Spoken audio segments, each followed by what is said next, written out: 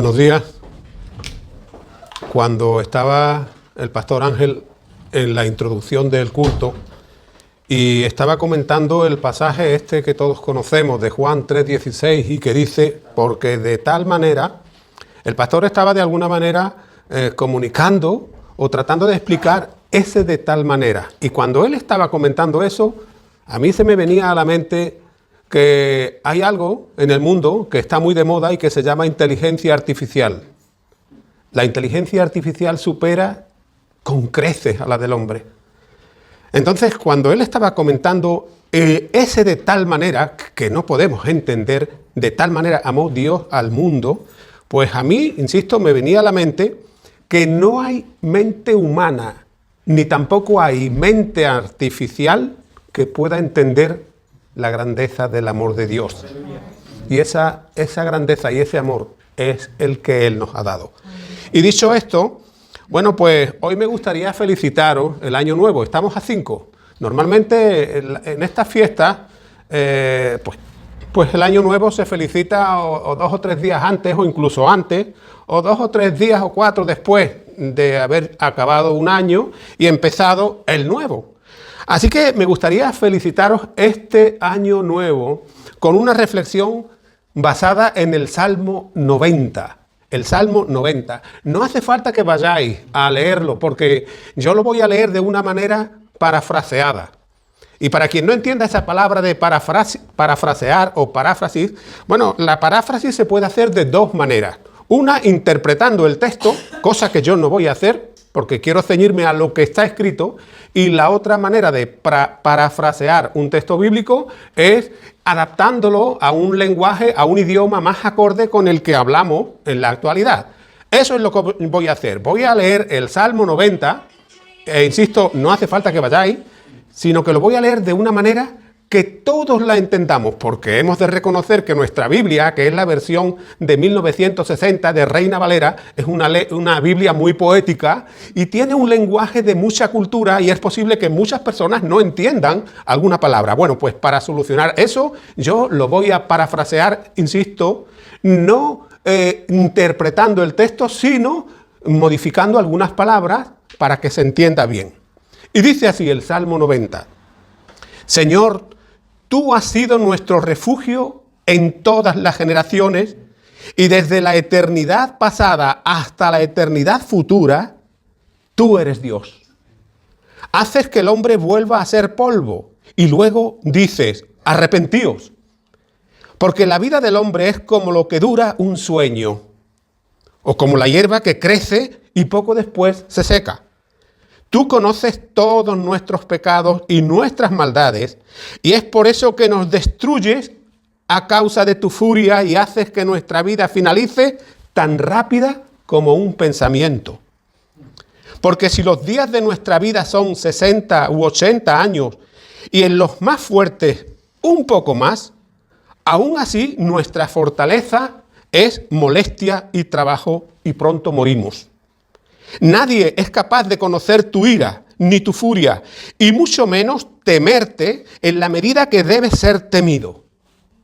Aquí viene lo importante de este salmo, y dice, enséñanos a contar de tal manera los días de nuestra vida para que nuestro corazón tenga sabiduría. No nos des la espalda y compadécete de nosotros. Hártanos de tu amor y de tu misericordia, y así cantaremos y nos alegraremos durante nuestra vida. Manifiéstanos tu obra y tu gloria, y que tu luz esté sobre nosotros.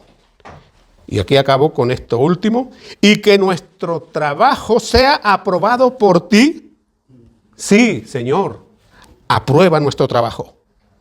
A ver, cuando un año acaba y otro comienza, suele abrirse un tiempo de balance. Eso lo vemos en las empresas, en las fábricas y en el comercio, que se hace ese citado balance. Es decir, que estas empresas y estos almacenes cuentan todo el material que vendieron el año que finaliza y empiezan a preparar la mercancía necesaria para enfrentar el año que comienza. Pero fijaros, en la vida también podríamos hacer eso. La gente también puede hacer eso, Mucha gente hace eso también, hace algo parecido a lo que se hace en el mundo de la industria.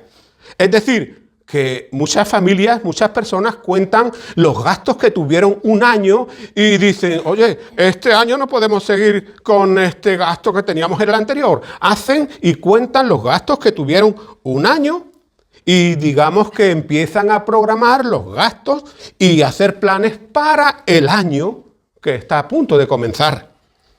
Y respecto a esto, mis hermanos, voy a deciros algo que nunca deberíamos olvidar. Que sumar los años a nuestra vida no es lo mismo que contarlos.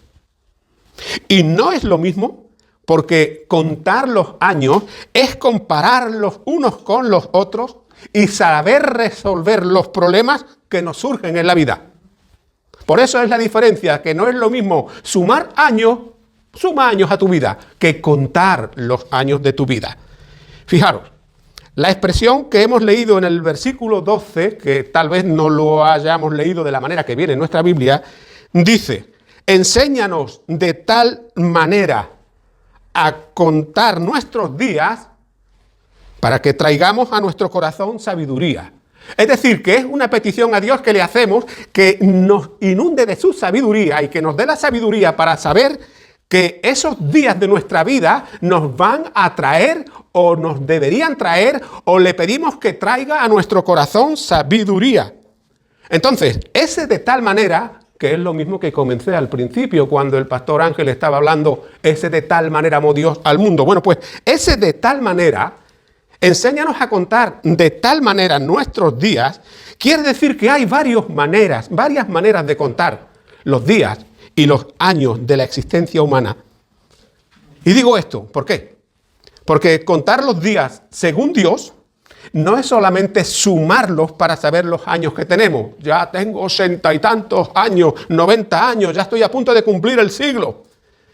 Sumar nuestros días no es sumar días a los años para saber cuántos años estamos cumpliendo, sino aprender.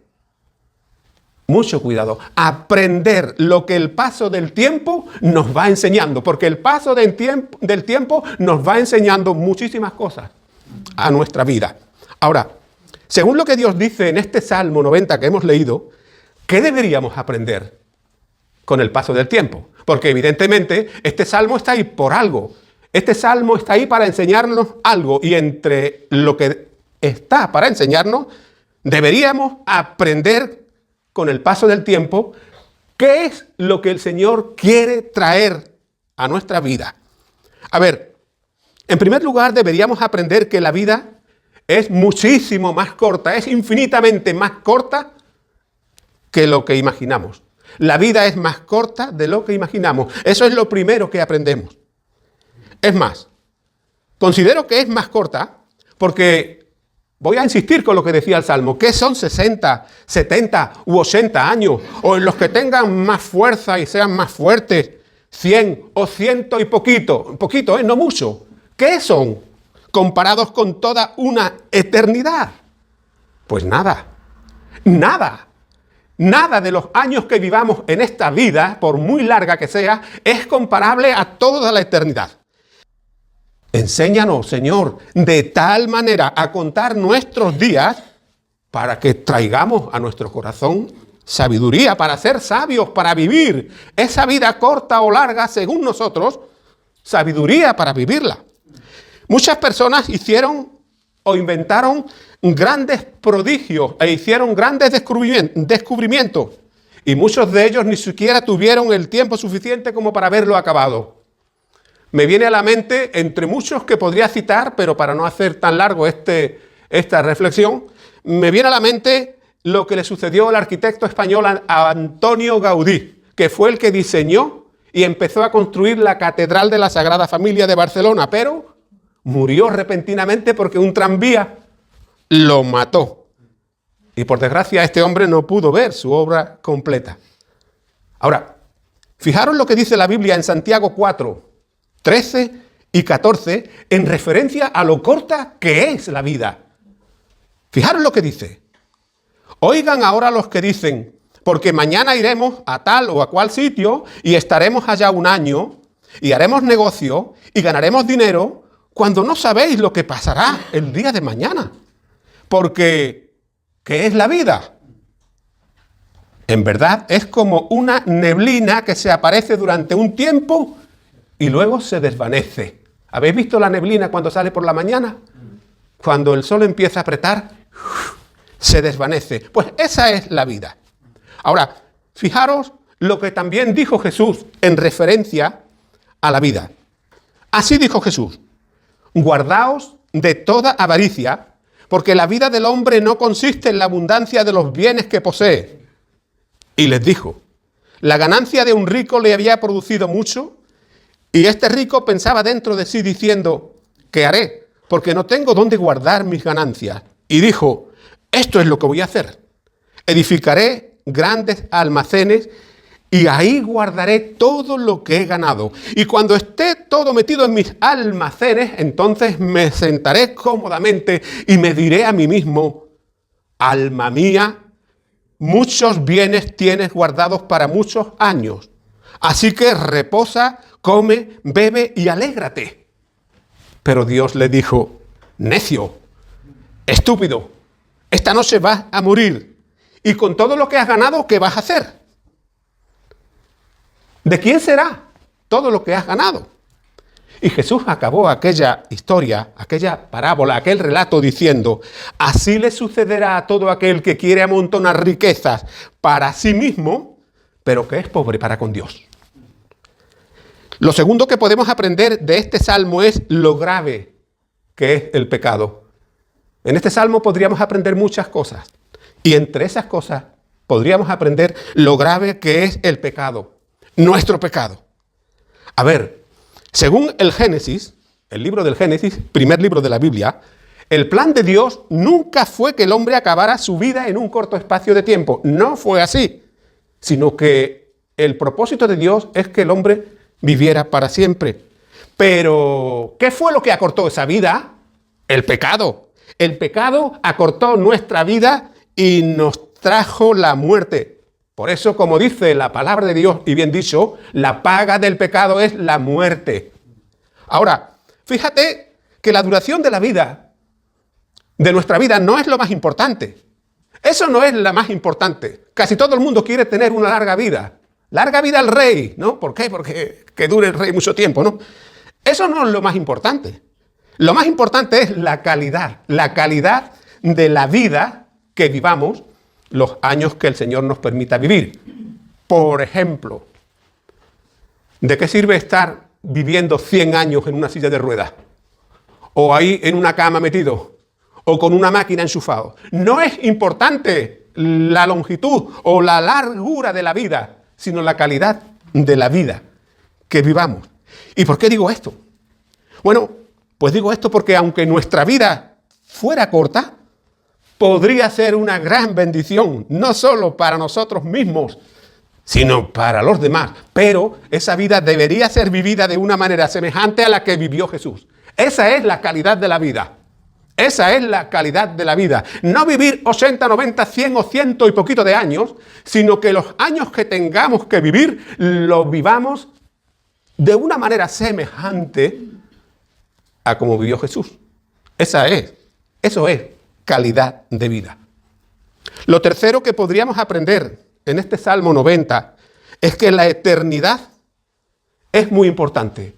Podemos aprender la importancia que tiene la eternidad y lo que sucederá después de la muerte, que es cuando viene la eternidad. Ahora, ¿por qué digo esto? Digo esto porque el ser humano tiene uso de razón y sabe que va a morir. Sabe que va a morir. E insisto, y aunque en la fortaleza de su juventud no piense en la muerte, sabe que va a morir. Y puesto que va a morir, teme a desconocer lo que le sucederá después de la muerte. A ver, yo diría que la humanidad podría ser semejante o parecida a un montón de personas que van en un tren ahí encadenadas y condenadas a muerte y que durante el camino se están peleando por un pedazo de pan que no saben si van a saborear. Así es como es la humanidad. Y amigos míos, es por todo esto que estoy comentando, que, tal como nos enseña este Salmo 90, la experiencia, insisto, la experiencia de un verdadero cristiano le hace tener a Dios. Le hace tener a Dios como un refugio permanente durante toda su vida. Escucha bien la letra de lo que dice un himno cristiano basado en el Salmo 90. Ese himno lo he cantado yo hace ya muchos años, ya hace tiempo que no lo canto, pero oíd la letra, insisto, de un himno cristiano basado en el Salmo 90. Y dice así: Dios, nuestro apoyo en los pasados siglos, nuestra esperanza en años venideros, nuestro refugio en hórdida tormenta y nuestro hogar eterno. Bajo la sombra de tu excelso trono, en dulce paz tus santos residieron. Tu brazo solo a defendernos basta y nuestro amparo es cierto. En nuestra vida toda y en la muerte, y en tu promesa nuestra fe ponemos. Y nuestros hijos cantarán gozosos cuando contigo estemos. Hermanos míos, cito este himno. He querido citar la letra de este himno cristiano porque millones de personas a través de los tiempos y en cada generación han sido arrastradas a lanzarse por la fe en los brazos del Dios eterno y nunca fueron defraudadas en ninguna de las dificultades que sufrieron a lo largo de toda su vida, y mucho menos quedaron defraudadas cuando pasaron por el duro trance y el duro túnel de la muerte. Fíjate lo que dice la palabra en el Salmo 116, 15, sobre la muerte de los hijos de Dios. Estimada es a los ojos de Dios la muerte de todos sus santos. Eso es una locura según el mundo. La palabra estimada quiere decir amada, porque en algunos países, en algunos idiomas, no existe literalmente como en España amor, amado, sino estimado. Es decir, la muerte de los hijos de Dios para Dios es amada. Y si es amada es estimada. Y si es estimada es preciosa. Pero para todos sus santos, no para los incrédulos e inconversos.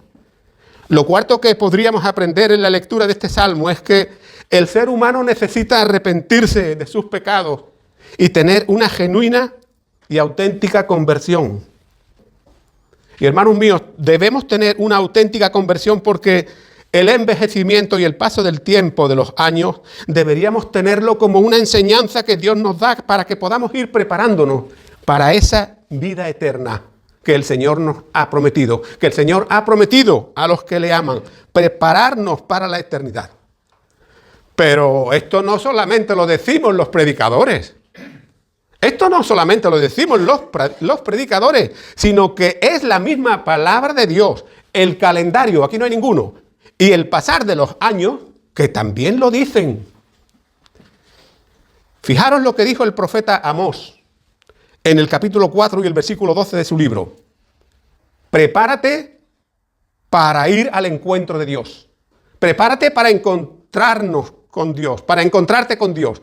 Es como cuando, recuerdo que cuando yo era así un chiquillo y había hecho una travesura, me decía mi hermana que venía, prepárate cuando llegue a casa.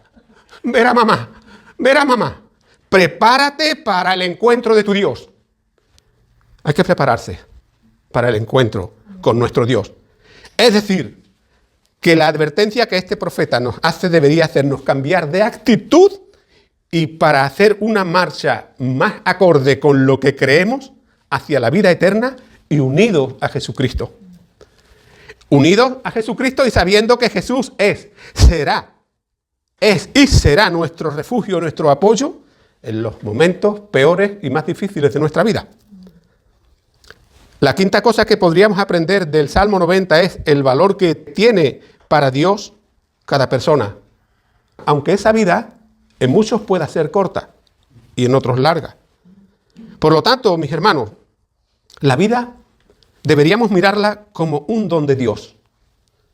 O mejor dicho, yo diría, la vida deberíamos mirarla no solamente como un don de Dios, sino como la oportunidad que Él nos da para vivirla con sensatez. La sensatez es lo contrario a la locura. Hoy sabemos que la mayoría de la humanidad vive en la locura y en la insensatez. Bueno, pues esa vida que el Señor nos permite vivir debería ser una oportunidad que Dios nos da para vivir la vida cristiana con sensatez. Y hermanos míos, esta vida deberíamos vivirla con sensatez porque no basta con ser un cristiano para no temer a la muerte, ¿no? No basta ser cristiano para no temer a la muerte, sino que debemos vivir una vida que agrade a Dios. Vivir una vida que agrade a Dios. Porque viviendo una vida que agrade a Dios, podríamos esperar esa muerte porque nos va a llegar algún día, no con tristeza, sino con gozo. Porque nuestra muerte, hermanos míos, nuestra muerte será la puerta hacia la verdadera vida. La puerta hacia la verdadera vida. Yo creo que este tipo de mensajes, de verdad, no gusta en ciertas iglesias oír. Pero es que hay que oírlo. Hay que oírlo. Porque el Salmo 90 está ahí y es para enseñarnos. Y yo diría que es uno de los salmos y de las porciones bíblicas que mejor nos enseñan a cómo conducirnos y vivir la vida. Entonces, otra cosa que no deberíamos hacer nunca sería estar continuamente mirando el pasado. Otra cosa de la que nos enseña este Salmo 90 es que deberíamos olvidar de alguna manera el pasado.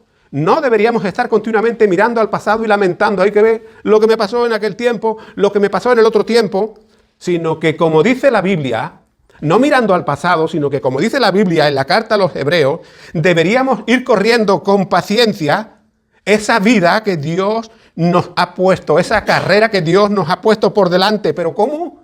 No con los ojos en el pasado, sino con los ojos puestos en Jesús, ya que Él es el autor y el consumador de nuestra fe.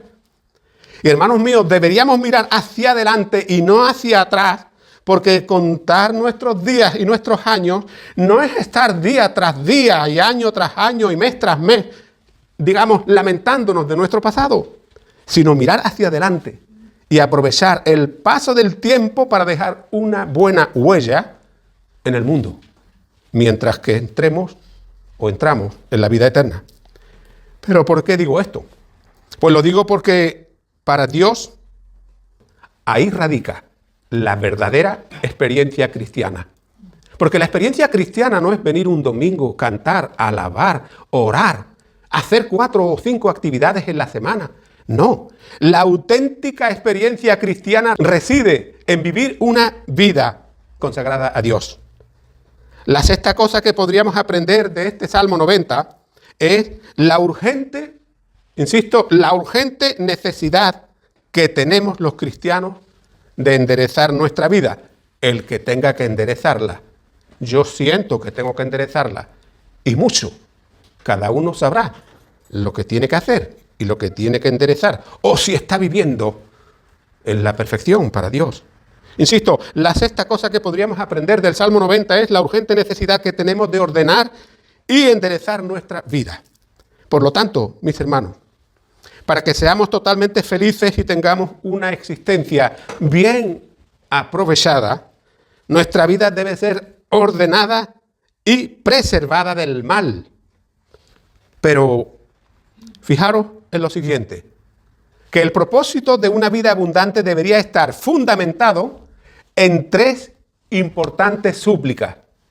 La primera, suplicar a Dios, esto es lo que nos enseña el Salmo 90, suplicar a Dios para que nos dé tiempos mejores y así poderle servir en libertad. No es lo mismo servir a Dios cuando estamos perseguidos que servirle cuando estamos en libertad. Pues esa primera súplica es suplicar a Dios que nos dé tiempos mejores para servirle en libertad. Y digo esto porque tenemos un trabajo precioso. Los cristianos tenemos un trabajo precioso que hacer y ese trabajo no es otro que es trabajar por las personas no convertidas. Y salimos a la calle y prácticamente la totalidad de lo que vemos son personas no convertidas. Y tenemos un trabajo precioso, un montón de oportunidades para pedir a Dios, poder hablar a la gente. ¿Para qué? Para que muchas personas sean salvadas, como nosotros. Que conozcan la gracia que nosotros hemos conocido. La segunda súplica que deberíamos hacer es la que leemos en el versículo 16 del Salmo 90, para que la obra de Dios se manifieste en nuestras vidas y el poder del Espíritu Santo salve a muchos incrédulos. Esa sería la segunda súplica que deberíamos hacer, que el poder de Dios se muestre en la iglesia, se muestre en nosotros. ¿Para qué? Para la salvación de muchos incrédulos. Pero voy a deciros algo que no deberíamos olvidar, jamás. Que pedir oportunidades para predicar a Cristo no es lo único importante, sino que la santidad en nuestras vidas debe permanecer en nosotros en todo lo que hagamos. En todo lo que hagamos. Porque no podemos, una fuente, como decía Jesús, no echa agua salada y dulce por la misma abertura. Eso tendríamos que aplicarnos, ¿no?, a nosotros y vivir en santidad, pidiendo y suplicando por tiempos para poder hablar a la gente y que la gente se convierta. Por lo tanto, deberíamos hacernos dos importantes preguntas. Primera pregunta que deberíamos hacernos: ¿cuánto tiempo hace que tuvimos el encuentro con Jesús? Ese encuentro en el que supuestamente transformó nuestra vida. ¿Cuánto tiempo hace? Segunda pregunta: ¿hemos sido realmente transformados? Insisto, ¿hemos sido realmente transformados o aún seguimos en los pecados de nuestra vieja vida? Esas dos preguntas deberían estar continuamente en nuestra vida. Ahora, la tercera súplica que deberíamos hacer al Señor es la que nos sugiere el versículo 17 del Salmo 90, y que dice que pidamos a Dios que nos libre de cometer errores para estar seguros de que su obra se está cumpliendo en nuestras vidas, y que el Señor vaya ordenando y ordene nuestro caminar diario.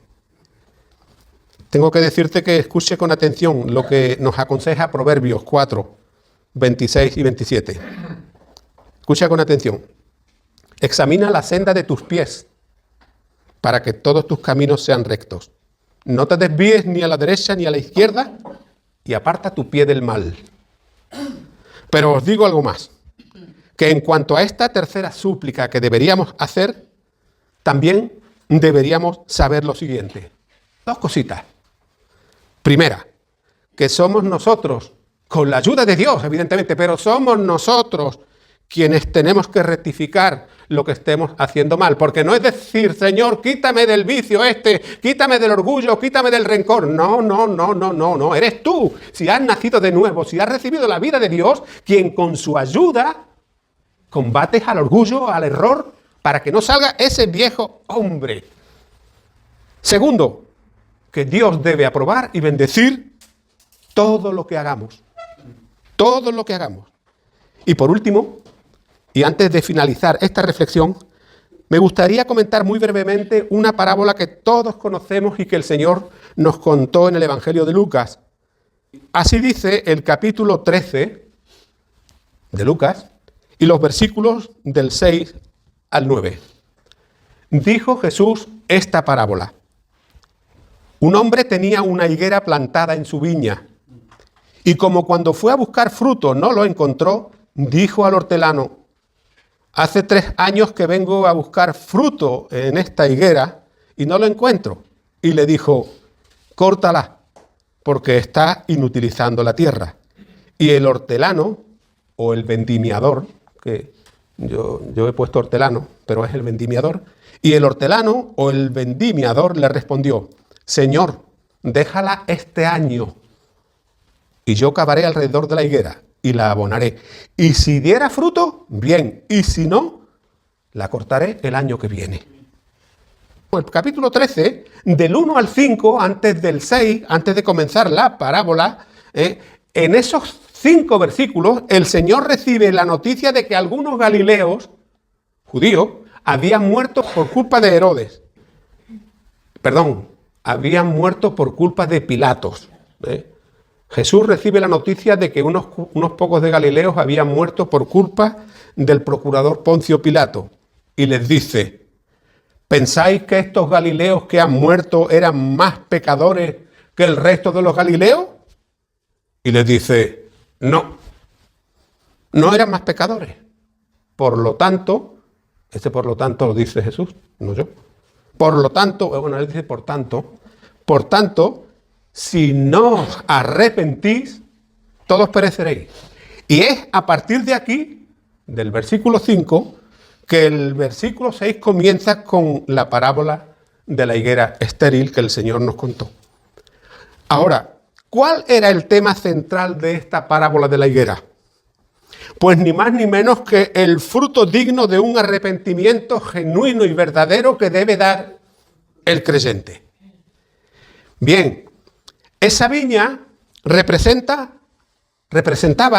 en aquellos momentos al pueblo de Israel, pero en la actualidad también representa a la iglesia de Cristo.